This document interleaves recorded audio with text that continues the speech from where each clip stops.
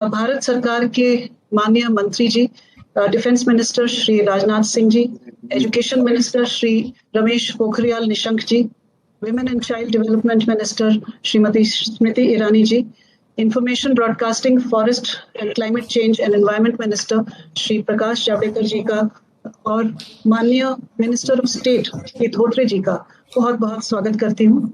यहाँ पर सर हमारे साथ आज माननीय मुख्यमंत्री झारखंड से और माननीय मुख्यमंत्री गोवा से जुड़े हुए हैं।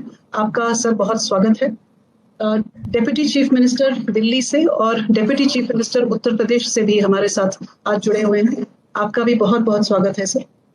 विभिन्न राज्यों से जुड़े हुए हैं हमारे शिक्षा मंत्रीगण और लेफ्टिनेंट गवर्नर्स भी हैं, यूटीज के एडवाइजर्स, एडमिनिस्ट्रेटर्स हैं, राज्यों के शिक्षा सचिव हैं और बोर्ड ऑफ असेसमेंट्स जो सेकेंडरी बोर्ड ऑफ एग्जामिनेशंस हैं उनके चेयरपर्सन्स हैं, वो भी जुड़े हुए हैं। आप सबका मैं बहुत स्वागत करती हूँ। ये कंसल्टेशन प्रोसेस जो है ये एग्जाम्स के बारे में है और खास करके बोर्ड एग्जाम्स 12th स्टैंडर्ड, क्योंकि ये जो महामारी है इसने सारे राज्यों को इम्पैक्ट किया है, सेंटर को भी इम्पैक्ट किया है in terms of board exams and also जो एंट्रेंस एग्जाम्स होते हैं कॉलेज लेवल्स के, क्योंकि ये दोनों कनेक्टेड हैं, इसलिए ये कंसल्टेशन प्रोसेस के लिए आप सब यहाँ आए हैं, इसके लिए आपके हम बहुत आभारी हैं। इस कंसल्टेशन प्रोसेस को आगे बढ़ाने के लिए सबसे पहले मैं रिक्वेस्ट करूंगी कि वेलकम एड्रेस देने के लिए श्री संजय धोत्रे जी, जो हमारे माननीय केंद्रीय शिक्षा राज्य मंत्री जी हैं। श्री धोत्रे जी।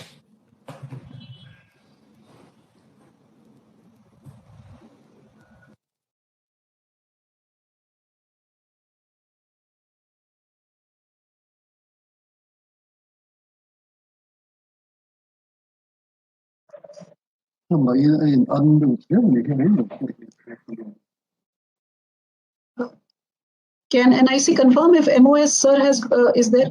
संजय धोत्रे सर, आपको रिक्वेस्ट है कि आप वेलकम एड्रेस दें। जी सर।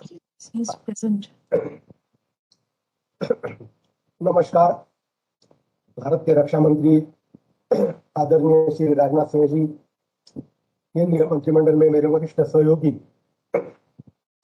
आदरणीय श्री प्रकाश जावड़ेकर जी, आदरणीय श्रीमती स्मृति ईरानी जी, शिक्षा मंत्री आदरणीय डॉक्टर रमेश पोखरियाल निशंक जी, गोवा के मुख्यमंत्री प्रमोद सावंत जी, झारखंड के मुख्यमंत्री हेमंत सोरेन जी, उत्तर प्रदेश के उप मुख्यमंत्री दिनेश शर्मा जी, यूपी के उप मुख्यमंत्री मनीष सिसोदिया जी, सभी राज्य एवं केंद्र शासित प्रदेशों के शिक्षा मंत्री, केंद्र एवं राज्य सरकार के शिक्षा विभाग के सचिव एवं वरिष्ठ अधिकारीगण, हमारे विभाग के सभी सचिव, अनिता जी, भाई और बहनों, भारत के राज्यों एवं केंद्र शासित प्रदेशों के शिक्षा मंत्रियों की इस वर्चुअल बैठक में मैं आप सभी का स्वागत करता हूं। हमने यह बैठक कोविड-19 की दूसरी लहर के पृष्ठभूमि में बुलाई है। कोविड-19 की दूसरी लहर ने शिक्षा क्षेत्र को बहुत ही बुरी तरह से प्रभावित किया है। इस घातक वायरस ने पिछले 2 महीनों में कई शिक्षकों, कर्मचारियों, छात्रों और अभिभावकों को हमसे छीन लिया है। मैं उन्हें अपनी विनम्र श्रद्धांजलि अर्पित करता हूँ। ईश्वर से मेरी प्रार्थना है कि उनके परिवारजनों को इस कठिन परिस्थिति से मजबूती से बाहर आने के लिए ईश्वर शक्ति प्रदान करें। आज की इस बैठक में हमारे बीच भारत के रक्षा मंत्री और हमारे मार्गदर्शक वरिष्ठ नेता आदरणीय श्री राजनाथ सिंह जी उपस्थित हैं। माननीय रक्षा मंत्री जी का स्वागत करते हुए मुझे अपार प्रसन्नता हो रही है। हम आभारी है कि अपने व्यस्त कार्यक्रम के बावजूद आपने इस बैठक के लिए समय निकाला है। यह छात्र और शिक्षक समुदाय के लिए आपकी गहरी प्रतिबद्धता को दर्शाता है। महोदय, मैं आपका स्वागत करता हूँ। मैं इस अवसर पर शिक्षा मंत्रालय में अपने वरिष्ठ सहयोगी और भारत के शिक्षा मंत्री डॉक्टर रमेश पोखरियाल निशंक जी का भी स्वागत करता हूँ। वह हाल ही में कोविड-19 से उबरकर ठीक हुए हैं, परंतु बावजूद इसके शिक्षा के प्रति अपने कर्तव्य के कारण उन्होंने आज की बैठक बुलाने का जिम्मा खुद उठाया। महोदय, आपके बहुमूल्य मार्गदर्शन का लाभ हमें आज अवश्य मिलेगा। मैं आपका स्वागत करता हूँ। मैं इस बैठक में सूचना और प्रसारण मंत्रालय, पर्यावरण, वन और जलवायु परिवर्तन मंत्रालय और भारी उद्योग सार्वजनिक उद्योग मंत्रालय के मंत्री, हमारे वरिष्ठ सहयोगी आदरणीय श्री प्रकाश जी जावड़ेकर जी का भी स्वागत करता हूँ। हाल ही में मैं हमारे बीच केंद्रीय महिला और बाल विकास मंत्रालय और वस्त्र मंत्रालय के मंत्री आदरणीय श्रीमती हमारी बड़ी बहन स्मृति ईरानी जी का भी स्वागत करता हूँ। आप दोनों सरकार के वरिष्ठ और अनुभवी मंत्री हैं तथा आप दोनों ने पूर्व में शिक्षा मंत्रालय का नेतृत्व भी किया हुआ है। शिक्षा क्षेत्र का आपका विशाल अनुभव और विचार दृष्टि का लाभ हमें निश्चित ही मिलेगा, यह मुझे पूरा विश्वास है। मैं इस बैठक में सभी राज्यों और केंद्र शासित प्रदेशों के शिक्षा मंत्रियों का भी स्वागत करता हूँ, मुख्यमंत्री उप मुख्यमंत्रियों का भी स्वागत करता हूँ। साथियों, कोविड-19 महामारी के कारण पिछले एक साल से शिक्षा क्षेत्र बुरी तरह से प्रभावित हुआ। ट्रेडिशनल वे ऑफ लर्निंग में चुनौतियां उत्पन्न हुई, लेकिन आदरणीय प्रधानमंत्री जी श्री नरेंद्र मोदी जी के नेतृत्व में हमें यह प्रेरणा दी कि छात्रों को सुरक्षा को ध्यान में रखते हुए किस प्रकार से हम शिक्षा को आगे बढ़ा सकते। इन सब में राज्य के शिक्षा विभाग का योगदान भी अनन्य साधारण रहा है। पिछले एक साल में लर्निंग, टीचिंग, इवैल्यूएशन, असेसमेंट, इन सभी के लिए नए नए तरीके आजमाए गए। छात्रों को, शिक्षकों को एवं अभिभावकों को भी अपने आप को नए परिस्थितियों के अनुरूप ढालना पड़ा। आप सभी के योगदान के कारण इन बाधाओं को पार करने का हमारा प्रयास जारी है। Dear friends, I am conscious of the fact that all my colleagues from the states and UTs are extremely busy during these days.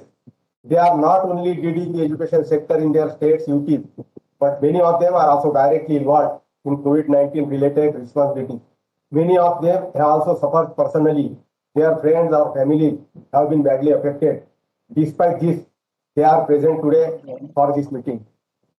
Though the notice period was short and it is a Sunday today, this speaks volumes about their commitment for children of this nation and their desire to find a solution for the students. I am extremely happy to welcome all my colleague ministers from the states and union territories. I also welcome senior officers from education departments of the state and the center.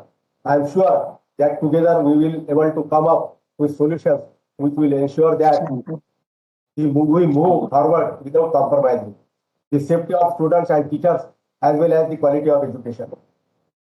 I am sure that all the honorable ministers will give valuable suggestions based on their vast experience, which will help the students carry on their academic pursuit unhindered.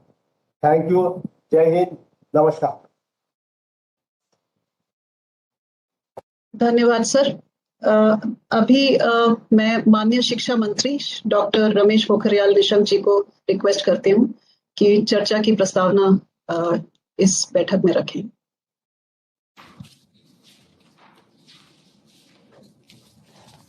आज की इस बहुत ही महत्वपूर्ण बैठक में हमारे बीच उपस्थित और देश के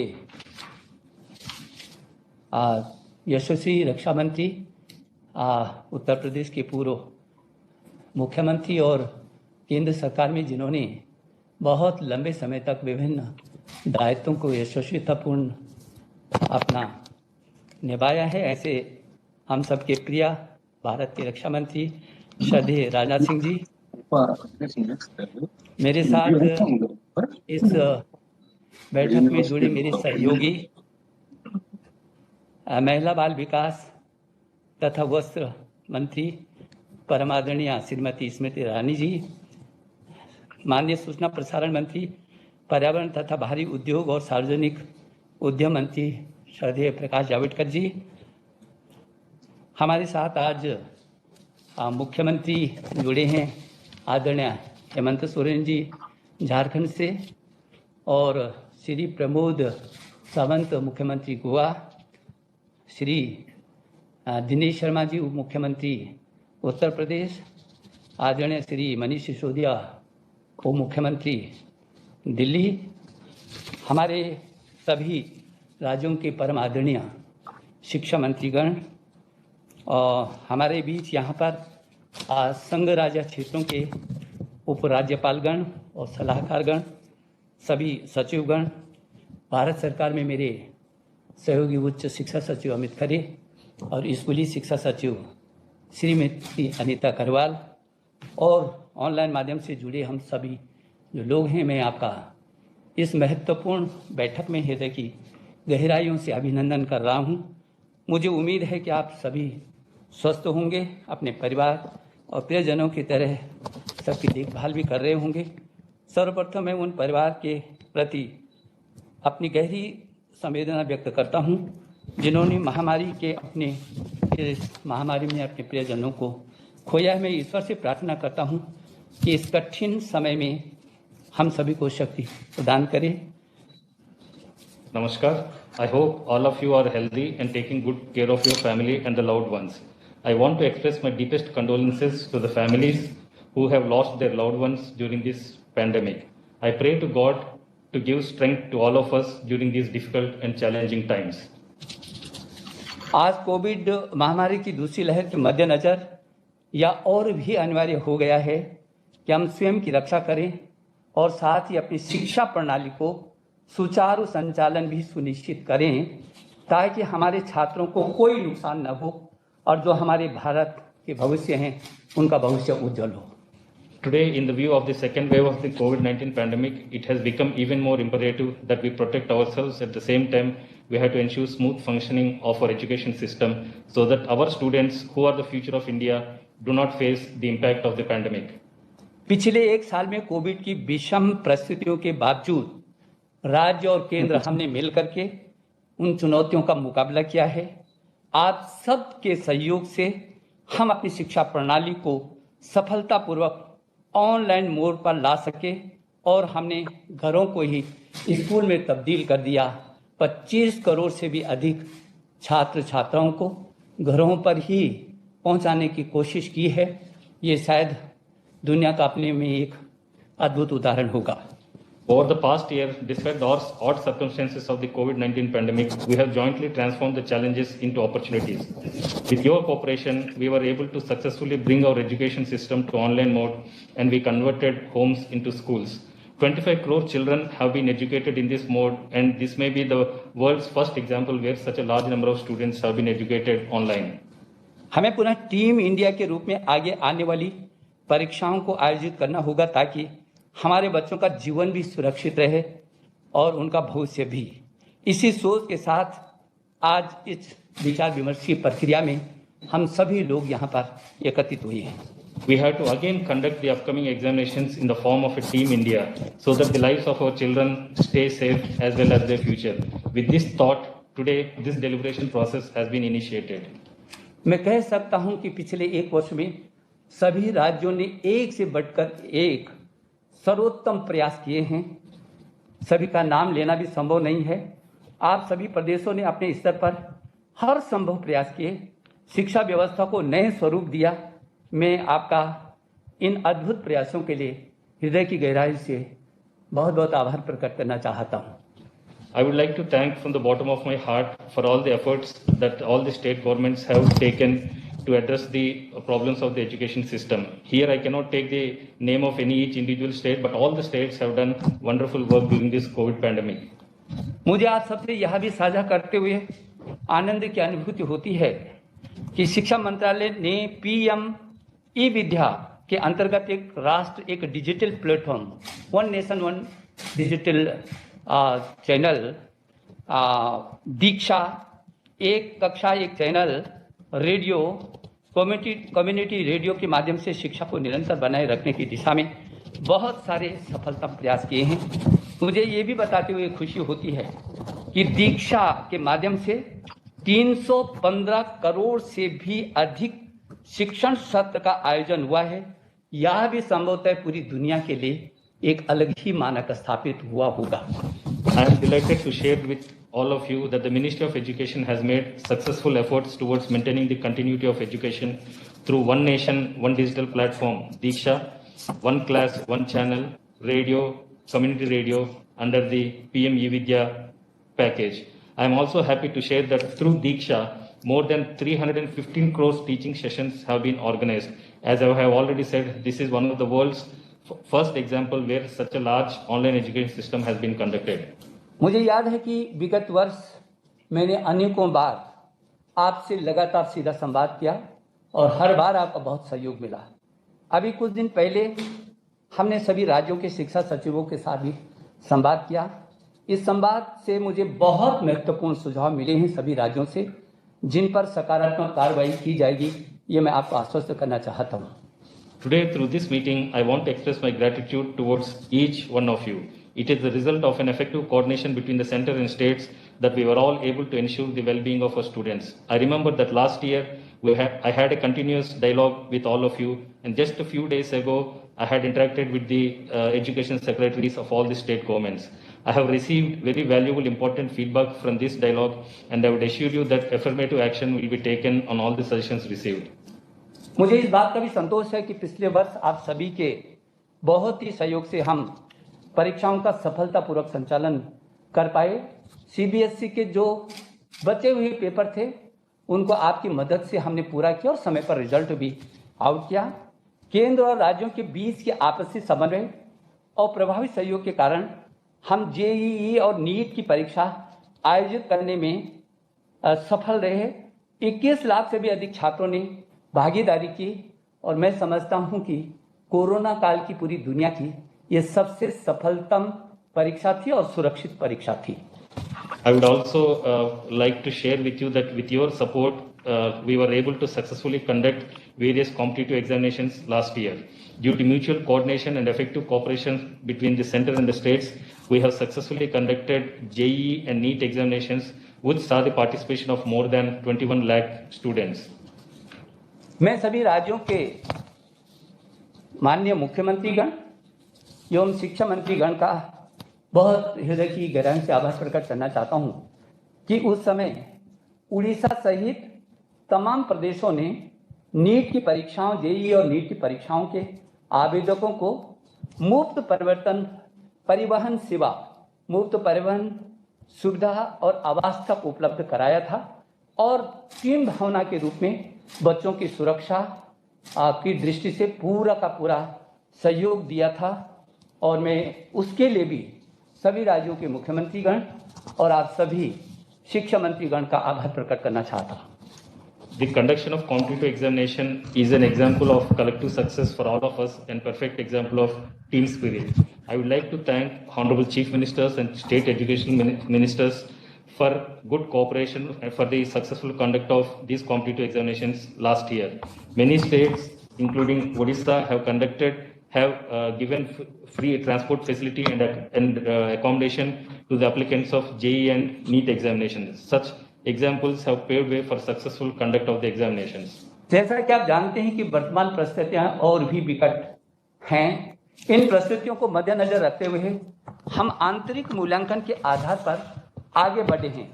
वर्तमान परिस्थितियों के कारण ही हमने 10वीं की जो बोर्ड की सीबीएसई की परीक्षा है उसे रद्द करने का फैसला किया था और उसके आंतरिक मूल्यांकित करके उनको रिजल्ट देने की बात की है। As you all know, the present situation is very difficult and challenging. Keeping this in mind, the 10th class board examinations have been cancelled and an effective assessment system has been introduced based on the internal examinations. परंतु आप समझते हैं कि जो कक्षा 12 की परीक्षा है एक अलग महत्व है उसका और संदर्भ भी बिल्कुल अलग है। यह ऐसा पड़ाव होता है जिसका प्रभाव हर विद्यार्थी के जीवन पर पूरी उम्र भर रहता है। उसकी आगे की शैक्षणिक यात्रा कैसे तय हो, ये 12वीं की परीक्षा के परिणाम के मूल्यांकन के जरिए ही वो तय कर सकता है। However, the class 12 examinations have a different importance and a different context. This is a stage that affects every student's life throughout their lifespan. The student's future educational journey is decided only through their 12th class assessment or entrance examination. विद्यार्थियों के भविष्य एवं उनकी सुरक्षा सुनिश्चित करना हमेशा से हमारी प्राथमिकता रही है। यदि हम अपने विद्यार्थियों की पढ़ाई के स्तर पर विश्वसनीय मूल्यांकन के बिना आगे बढ़ते हैं तो इससे उसका प्रभाव उसके करियर पर और नौकरी की सुलभता पर भविष्य में प्रभावित होगी। Ensuring the career and safety of our students has been our top priority. However, if we proceed without a reliable assessment of the level of education of our students, it will affect their future careers and access to jobs. साथ ही अगले सत्र पर भी इसका प्रतिकूल प्रभाव पड़े, यह सुनिश्चित प्रतिकूल प्रभाव न पड़ सके, यह सुनिश्चित करने के लिए जरूरी है कि हम तुरंत कोई फैसला लें और आप सभी हितधारकों के साथ संवाद और विचार विमर्श करके उस निर्णय पर पहुंचे। At the same time, to ensure that it does not adversely affect this next academic session, it is necessary that we take a decision immediately through dialogue and deliberation with all the concerned stakeholders. इस वर्ष 12वीं की CBSE board में 14 लाख से अधिक विद्यार्थी इन परीक्षाओं के लिए पंजीकृत हुए हैं। ऐसे में परीक्षाओं में देरी होने से छात्रों, अभिभावकों और शिक्षकों के मन में अनिश्चितता की स्थिति पैदा हो जाती है। This year, more than 14 lakh students have been registered to take the CBSE 12th board examinations. In such a situation, delay in announcement regarding these examination leads to uncertainty in the minds of students, parents, and teachers. और इसलिए CBSE ने 2 प्रस्ताव जो आपको आपके संज्ञान के लिए भेज, पहला विकल्प आदि केंद्रों पर प्रमुख विषयों के लिए नियमित परीक्षा का आयोजन किया जाए। दूसरा विकल्प यह है कि जिन स्कूलों में छात्र नामांकित हैं उन्हीं में छोटी अवधि की परीक्षाओं का आयोजन किया जाए। ये अभी आपको प्रस्तुतिकरण में बहुत स्पष्ट हो जाएगा और इसलिए इन प्रस्तावों पर चर्चा के लिए देश के माननीय रक्षा मंत्री जी जो हमारे संरक्षक भी हैं, उनकी अध्यक्षता में इतनी महत्वपूर्ण बैठक ये छात्रों के हितों के दृष्टि से गंभीरता से आज ये परामर्श बैठक आयोजित हुई है। The Central Board of Secondary Education has given 2 which have been circulated as an email to you. Also be explained shortly. Which will also be explained in detail shortly through a PowerPoint presentation. To discuss these proposals, this consultative meeting, this high-level consultative meeting has been organized under the chairmanship of our Honorable Defence Minister. CBSE school की राष्ट्रीय परिषद ने एक mail के द्वारा मुझे अवगत कराया है कि परीक्षा होनी चाहिए। दूसरा, अभी एक जनहित याचिका माननीय सर्वोच्चतम न्यायालय में 18 मई को दाखिल हुआ है जिसमें मांग की गई है कि परीक्षा खारिज नहीं होनी चाहिए। The CBSE Schools National Council has written an email to me and expressed that examinations should be conducted, and also one public interest litigation has also been filed in Honorable Supreme Court on 18th May, stating that examination should not be cancelled. मैं ये भी अवगत कराना चाहता हूँ कि CBSE board ने अपने सीबीएसई के तमाम स्कूलों के जो संघ हैं उनसे लगातार परामर्श किया है और उनकी भी इस दिशा में परीक्षा कराने की दिशा में सहमति उनको प्राप्त हुई है। The Central Board of Secondary Education has done wide consultations with various schools and the other stakeholders involved in this, and it has got approval from all the stakeholders regarding conduct of the examinations.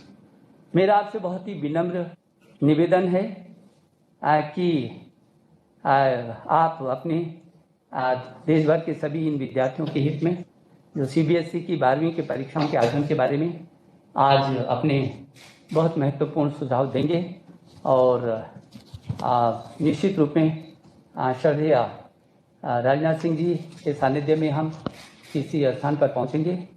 आप सभी शिक्षा प्रणाली के महत्वपूर्ण आधार स्तंभ हैं।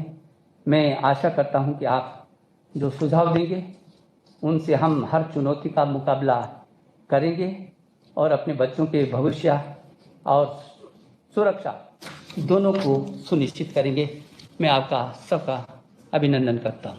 I request you to give your suggestions on the basis of which a desirable decisions will be taken regarding the conduct of Class 12 examinations in the interest of all students across the country.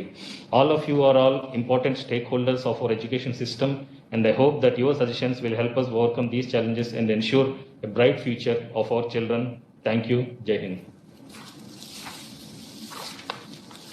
Thank you very much, sir. Now I will request the Secretary, Department of Higher Education, Shri Amit Khareji, to make a presentation on the entrance examinations at all India level.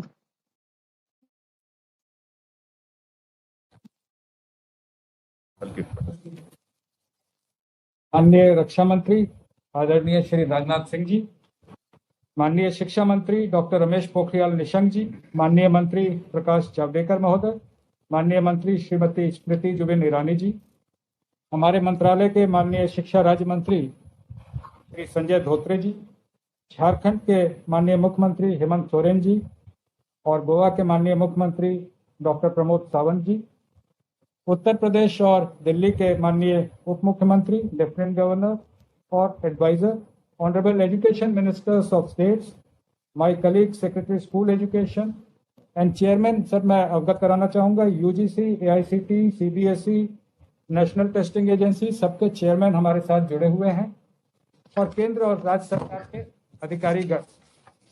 Sir चूंकि आज का अवसर राज्यों के विचार लेने का है, इसलिए मैं बहुत ही संक्षेप में केवल 5 स्लाइड में विषय प्रवेश कराना चाहूँगा। After the class 12 exam, there are some major examinations which are conducted for entry into engineering, medical, agriculture and other streams. पहली परीक्षा जेईई मेन की है, इसमें सर 11 लाख स्टूडेंट अपेयर होते हैं। ये परीक्षा कंप्यूटर बेस्ड होती है। It is a computer based test and it is only for 3 hours. For the requirements of the COVID situation, we have made it 4 times in a year. So a student who misses one cycle can always appear in the next exam. 2 cycles have already been covered in February and March. There are remaining 2 cycles. This exam is also used by many state governments for entry into engineering colleges of their states. तो ये sir हमारे साथ साथ जो हमारे NIT के हैं, उसके अलावा बहुत से राज्यों के इंजीनियरिंग कॉलेज में भी प्रवेश इसी से मिलता है। दूसरी परीक्षा है सर जेईई एडवांस, जो IIT में प्रवेश के लिए है, केवल IIT के लिए। इसमें 2.5 लाख छात्र अपियर होते हैं। ये 1 दिन की परीक्षा है और ये भी 3 घंटे की है, जो कि कंप्यूटर बेस्ड है।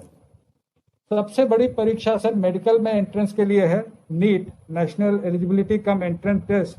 इसमें 16 lakh examinees are there sir. ये परीक्षा सर OMR शीट से होती है। ये थोड़ा सा अंतर है, पुरानी जो अन्य परीक्षाएं हैं वो कंप्यूटर बेस्ड थी। एग्रीकल्चर के लिए सर कंप्यूटर बेस्ड परीक्षा है, उसमें 2 लाख स्टूडेंट अपियर होते हैं। पिछले वर्षों का अगर देखा जाए सर, मैं बहुत आभारी हूँ राज्यों का, इतनी विषम परिस्थिति में भी, जो माननीय शिक्षा मंत्री ने भी धन्यवाद दिया कि विषम परिस्थितियों में भी पिछले साल हम लोग परीक्षा करा पाए थे। Normally sir joint entrance exam April में होता है मेन, लेकिन पिछले वर्ष कोविड के कारण सितंबर में हमने कराया। वो डेट सेकंड कॉलम में हमने लिखी है किस डेट को ये कराया गया। वैसे ही सर जो जेईई एडवांस्ड है, जो कि मई में होता है, वो 27 सितंबर को पिछले साल कराया गया। नीट की परीक्षा हम लोगों ने पिछले वर्ष 13 सितंबर को कराई। अमूमन सर ये मई के माह में होती है, 2019 में 5 मई को हुई थी। जो एग्रीकल्चर की परीक्षा है वो जुलाई में होती है, वो भी हमने पिछले साल सितंबर में कराई और नवंबर से एकेडमिक सत्र शुरू हुआ। We are very grateful to all the state governments because all the examination centers, and as Honorable Minister said, many states even provided transport and accommodation to the examinees, तो उनके सहयोग से कराई। इस वर्ष सर हालांकि अभी समय है, सितंबर में पिछले साल हुई थी, लेकिन राज्यों के विचार आ जाए कि कब ये परीक्षाएं की जाएंगी, तो उससे आप सहूलियत लीजिए। इसके अलावा सर एक महत्वपूर्ण विषय ये है, ये प्रोफेशनल एग्जाम्स के लिए एंट्रेंस एग्जाम है। इसके अलावा 1 crore 10 lakh students are there in universities, first year admission, and many of the mostly their admissions are based on class 12 result. तो 12वीं की परीक्षा के आधार पे 1 करोड़ 10 लाख छात्र अपने अपने विश्वविद्यालयों में प्रवेश पाते हैं। तो मैं अनुरोध करूंगा कि सेक्रेटरी स्कूल 12वीं परीक्षा के बारे में विषय प्रवेश करें। सेक्रेटरी स्कूल अनीता करवल। Thank you very much, sir. NIC sir presentation upload कर दें। जैसा कि सर ने अभी बताया कि एक कंटिन्यूटी होती है 12वीं कक्षा और हायर एजुकेशन के बीच में, तो मैं कुछ 7-8 स्लाइड्स में आपको CBSE एग्जाम्स और उसका relationship with the country and with other exams, इसके बारे में थोड़ा बताना चाहूंगी। जैसा सर ने भी कहा और माननीय मंत्री जी ने भी कहा, पिछले साल काफी मुश्किल हुई थी। नॉर्मल सर्कमस्टांसेस में हमारा जो बोर्ड एग्जाम होता है CBSE का, वो 15 फरवरी से अप्रैल के फर्स्ट वीक तक चलता है। बाकी राज्यों का भी इसी दरमियान चलता है, फरवरी, मार्च, अप्रैल। This is the time all states do their board exams. CBSE का रिजल्ट मिड मई में डिक्लेयर हो जाता है और बाकी राज्यों का भी मई के अंत तक नॉर्मली आ जाता है। जो CBSE का प्रोसेस है, चूंकि ये ऑल इंडिया कैरेक्टर का एग्जाम है, ये एक स्टेट से लिमिटेड नहीं है। We have to send our question papers from the printing place to the entire country, इसलिए हमारा जो प्रोसेस है वो थोड़ा सा लंबा होता है एज कम्पेयर टू स्टेट्स। हमारे प्रोसेस में 1 महीना तो हमको प्रिपरेशन के लिए चाहिए होती है, in which we are doing all the logistic work. for ensuring that all exam centers are prepared with everything including question papers. उसके बाद हमारा ये एग्जाम चलता है जो करीब 2 महीने का चलता है और 1 महीने का process is evaluation process and result declaration. So we require 4 months in entirety to do board exams. Last year जब ये डिस्टर्ब हो गया था पैंडेमिक की वजह से, उस बीच हमारे 12th के एग्जाम्स और 10th के काफी सारे पेपर्स हो चुके थे और उसी की वजह से हम उनका रिजल्ट्स उनके आधार पे हम डिक्लेयर कर पाए थे और इसके ऊपर हमको माननीय सुप्रीम कोर्ट का भी स्टैंप मिला था. Next please. अब जो 20-21 का जो हम इसका प्रीवियस स्लाइड लीजिएगा. जो 20-21 में जो हम लोगों ने सोचा था वो हमने शेड्यूल जनवरी में ही बाहर निकाल दिया था. चूंकि स्कूल सितंबर तक तो पूरे कंट्री में बंद रहे थे, अक्टूबर से धीरे धीरे खुलना शुरू हुए थे और कई राज्यों में जनवरी तक भी खुले हैं स्कूल्स. दैट इज वाई हम लोगों ने 4 मई to 14 जून का शेड्यूल बाहर निकाला था. लेकिन अभी ये सिचुएशन को देखते हुए जो 21.5 lakh students who belong to class 10th, we cancelled the exams and we have come out with a system of objective assessment on the basis of their internals and practicals. और ये process, this is going on in the schools and this process will be completed in the month of June. जो 12th standard का exam है, जैसे कि खरे sir ने भी कहा और माननीय मंत्री जी ने भी कहा, ये कटिंग एज एग्जाम है और इसकी जरूरत पड़ती है बच्चे को for further higher education, for studying anywhere in the country and also for going abroad. So we had decided that we will conduct the exams, but we will decide when to do it and inform by 1st of June. Next ले लीजिए. Meanwhile, जैसा कि आप देख सकते हैं कि ये काफी सारे हाई कोर्ट में केसेस हुए हैं. पहला केस जो दिल्ली हाई कोर्ट का है, जिसमें ये मैटर आया था कि जो हमारा 1/5 का जो सर्कुलर था उसमें फाइनल रिजल्ट्स के बेसिस पे मार्क्स नहीं डिक्लेयर होने चाहिए. दिस हैज बीन एडजर्न्ड, इसमें कोई डिसीजन नहीं हुआ है. एक हाई कोर्ट ऑफ बॉम्बे में गया है एक केस जिसमें PIL हुआ है कि एग्जाम्स होने चाहिए, क्लास 10th के कैंसिल नहीं होने चाहिए. High court of Cuttack has also said कि why examinations cannot be held in alternative mode. There is a PIL there. Supreme Court of India में जैसा कि खरे सर ने बताया कि ये एक लिस्टेड PIL है जो हुआ है. एंड एक केरला में एक रिट पिटिशन हुआ है कि 12th का एग्जाम्स कैंसिल नहीं होना चाहिए. अभी ये तो लीगल रहा. अब जो नेक्स्ट स्लाइड प्लीज. अब जो CBSE के जो बोर्ड एग्जाम्स है, जैसा कि मैंने कहा, I am talking about CBSE exams. This has an impact on all state board exams, we realize. In fact हमें हर बार पूछा भी जाता है कि CBSE कब कर रही है एग्जाम, CBSE का क्या मंतव्य है, CBSE आगे क्या करना चाह रही है. तो इसीलिए हम आपके सामने ये पेश कर रहे हैं ताकि हम लोग सब मिल करके एक मन बना सकें इसके ऊपर. CBSE का जो एग्जाम है वो 12th स्टैंडर्ड का वो और या 10th का हो, वो ऑल इंडिया कैरेक्टर का होने की वजह से हमारे जो बच्चे हैं जो राज्य में ही होते हैं, राज्य के ही बच्चे हैं, लेकिन वो राज्य के ही हायर एजुकेशन इंस्टीट्यूशंस में एडमिशन्स लेते हैं. अगर राज्य का एग्जाम पहले हो जाता है और एडमिशन पहले हो जाती है तो ये बच्चे जो उसी राज्य के हैं वो रह जाएंगे. इसलिए ये जरूरी है कि हम सब एक मन बना करके इस पे काम करें. सो ये हम लोगों ने ये सोचा है कि हमको स्टूडेंट्स का और टीचर्स का सेफ्टी एंड सिक्योरिटी, इसको टॉप प्रायोरिटी देना पड़ेगा. और एग्जाम हम तभी करें जब हम we find conditions are conducive. Now, since there is uncertainty right now, इसलिए we have explored 2 options which we are presenting before. Next, please. जो पहला ऑप्शन है, CBSE के 12वीं कक्षा में 115 जितने सब्जेक्ट्स होते हैं, जिसमें 19 मेजर सब्जेक्ट्स होते हैं और बाकी सब्जेक्ट्स या तो स्किल सब्जेक्ट्स होते हैं और subjects such as painting, music etcetera, जिसमें मेजॉरिटी पोर्शन प्रैक्टिकल का होता है जो हो चुका है और थियोरी के मार्क्स सिर्फ 30% जितने होते हैं और वो बहुत बड़ी बात नहीं है. तो जो मेजर सब्जेक्ट्स होते हैं, जो 19 सब्जेक्ट्स होते हैं, हमारा पहला ऑप्शन ये है that we will conduct the exams only for the 19 major subjects in the routine manner, which means कि हम 3 घंटे वाला ही एग्जाम लेंगे और हम एग्जाम सेंटर जो है भले हम स्कूल में कर दें, खुद के स्कूल में, लेकिन हम 3 घंटे वाला एग्जाम लेंगे. और ये एग्जाम जो है इसकी तैयारी के लिए फिर हमको 3 महीने का समय चाहिए होगा. So this is a thing which we are not very sure whether we have so much of time 3 months हमको एक साथ मिलेगा या नहीं मिलेगा. That is why we and also higher education institutions में हमको एडमिशन भी टाइम से करवाना है. अगर हम ये एग्जाम फॉर एग्जाम्पल हम जुलाई में भी नहीं करवा पाए, अगस्त में शुरू करते हैं, तो अक्टूबर में जाके रिजल्ट आएंगे, नवंबर दिसंबर में admission would be too late for this semester. So we have come out with a second option. Next slide please. जो नेक्स्ट ऑप्शन है ये हम कह रहे हैं कि हम इन्हीं 19 सब्जेक्ट्स में हम एग्जाम्स करेंगे, हम बाकी में नहीं करेंगे. उसमें हम इंटरनल असेसमेंट प्रैक्टिकल्स के बेसिस के ऊपर हम मार्क्स प्रोजेक्ट कर देंगे इन 19 सब्जेक्ट्स में. लेकिन हम एग्जाम 3 घंटे के ड्यूरेशन का नहीं, we will do an exam of 90 minutes duration only. And the child will go to their own school. They will not have to go to the exam center because exam center में 5 से 6 स्कूलों के बच्चे जाते हैं, 500 से 1000 बच्चे वहां क्राउड करते हैं. Whereas in the own school, it will not be more than 60 to 100 children, and there will be many more rooms available to the child. And we will ensure social distancing.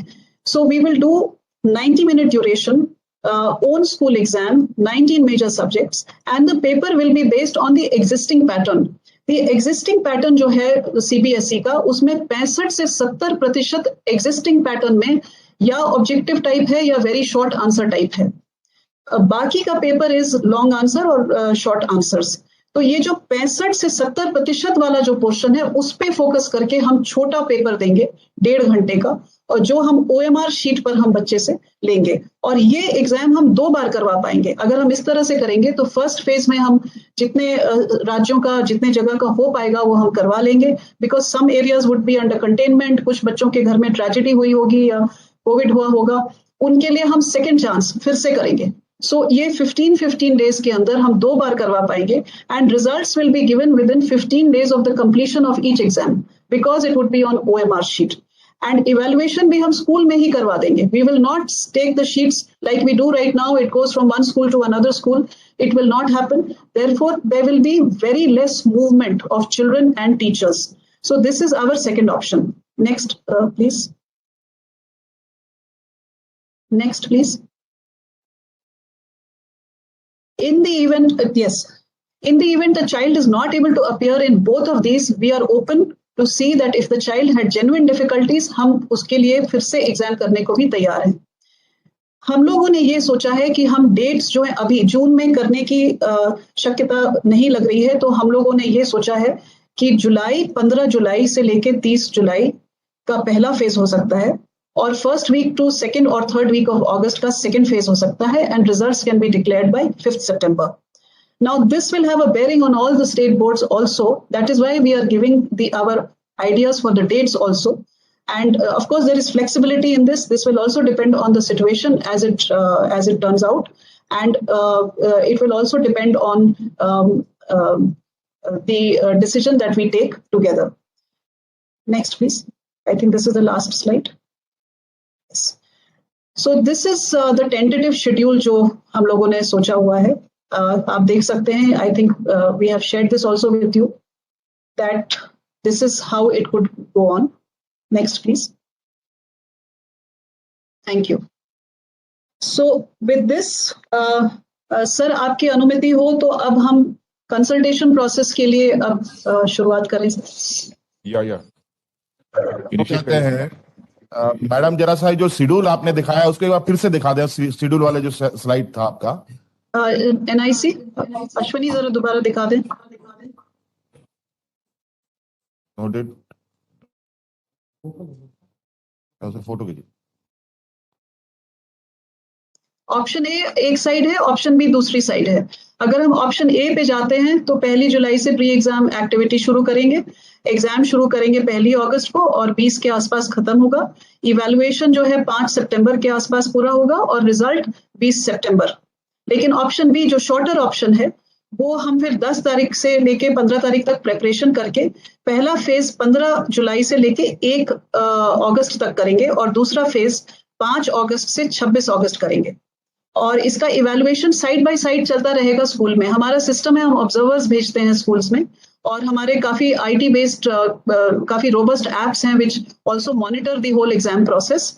और ये जो है जैसा इसमें लिखा है, रिजल्ट फाइनल रिजल्ट डिक्लेरेशन 5 सितंबर तक हो पाएगा.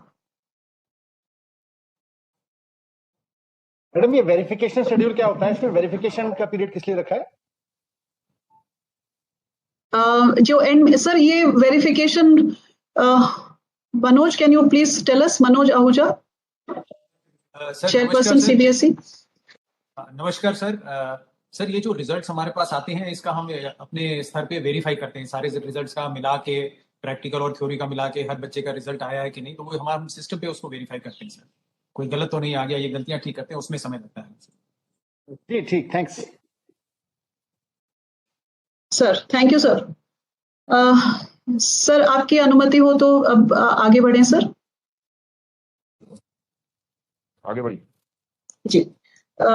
तो सर सबसे पहले जो कि दो माननीय मुख्यमंत्री हमारे साथ जुड़े हुए हैं, तो मैं रिक्वेस्ट करूंगी सबसे पहले माननीय मुख्यमंत्री जी झारखंड के हमारे साथ जुड़े हुए हैं, वो अपना मंतव्य रखें। धन्यवाद मैम। आज के इस एग्जाम को लेकर, सीबीएसई और एंट्रेंस एग्जाम को लेकर आयोजित ये महत्वपूर्ण बैठक में हमारे साथ उपस्थित आदरणीय रक्षा मंत्री राजनाथ सिंह जी, आदरणीय शिक्षा मंत्री रमेश सिंह पोखरियाल जी, आदरणीय मंत्री महिला बाल विकास स्मृति ईरानी जी,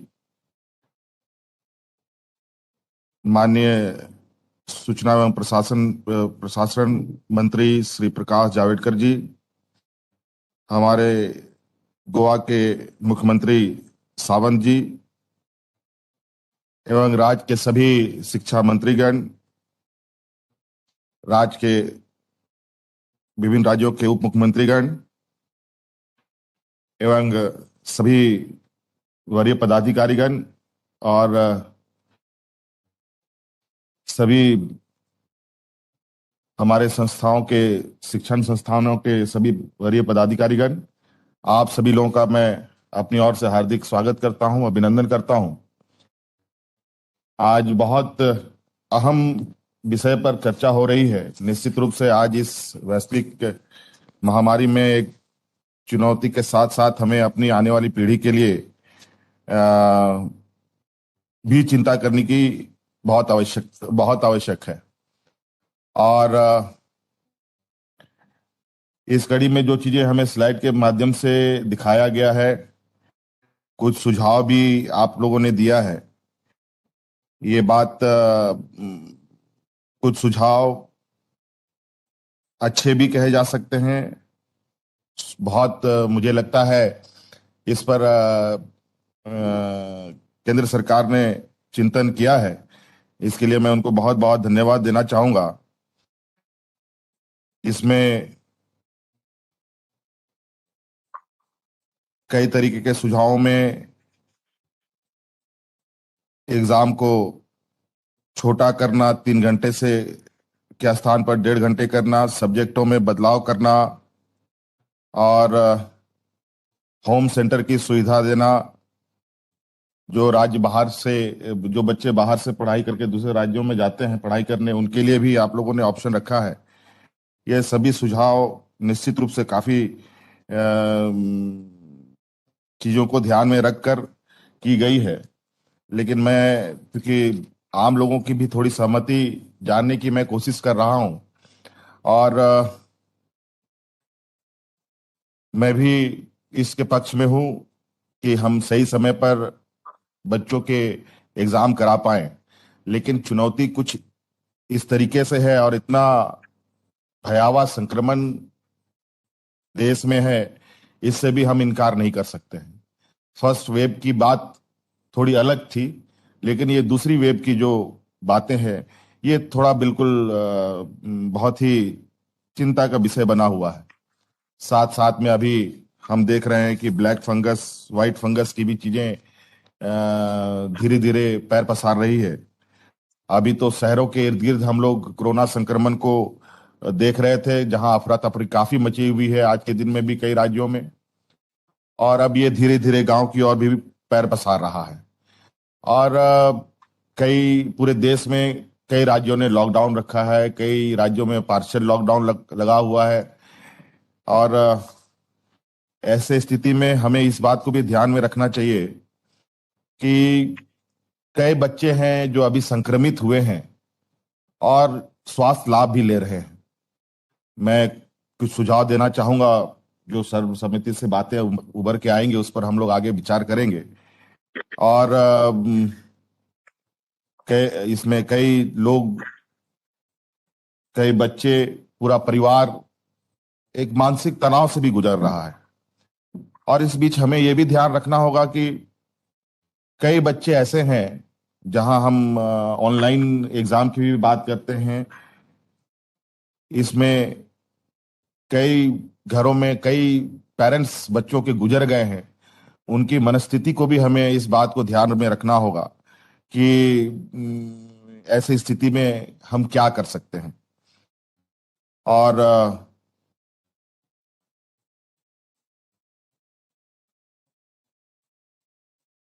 कई महत्वपूर्ण छोटी छोटी चीजें हैं जिनको हमें ये ध्यान रखना होगा कि आखिर इस चीजों पर हम लोग आगे बढ़े तो कैसे बढ़े।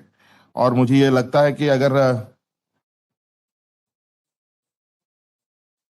हम लोग आज ये चर्चा कर रहे हैं, ये चर्चा थोड़ा और जो भी तिथि निर्धारित हो, वर्तमान स्थिति को बहुत गंभीरता से ध्यान में रखते हुए, जब इसका संक्रमण दर घटते हुए अगर हम पूरी तरीके से अस्वस्थ होने लगेंगे तो मुझे लगता है कि इसके डेट को निर्धारित किया जाए।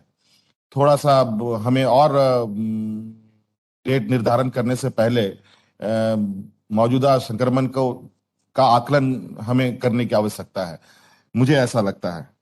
और